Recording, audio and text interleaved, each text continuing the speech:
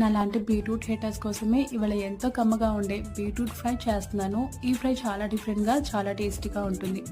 బీట్రూట్‌ని ఏమాత్రం ఇష్టపడని వాళ్ళు కూడా చాలా ఇష్టంగా తింటారు. ఇక్కడ నేను గ్రౌండ్‌నట్ ఆయిల్ యూజ్ చేస్తున్నాను.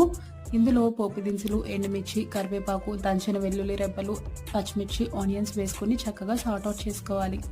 ఈ వీడియోలో నేను చూపించిన విధంగా బీట్రూట్ ముక్కల్ని ఇలా సన్నగా కట్ చేసుకోండి. ఇలా కట్ చేసుకోవడం వల్ల ముక్కల్లో పచ్చిదనం లేకుండా కర్రీ ఈవెన్‌గా ఫ్రై అయ్యి టేస్ట్ కూడా బాగుంటుంది.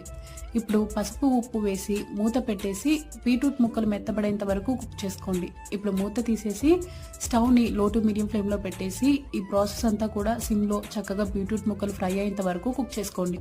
ఇవి వన్స్ ఫ్రై అయిన తర్వాత ఓ మిక్సీ జార్‌లో ఒక ఇంచు అల్లం ముక్క, కొద్దిగా పచ్చి కొబ్బరి ఇలా కోర్స్‌గా బ్లెండ్ చేసుకున్న ఈ ముద్దను యాడ్ చేసుకొని చక్కగా ఫ్రై చేసుకోవాలి.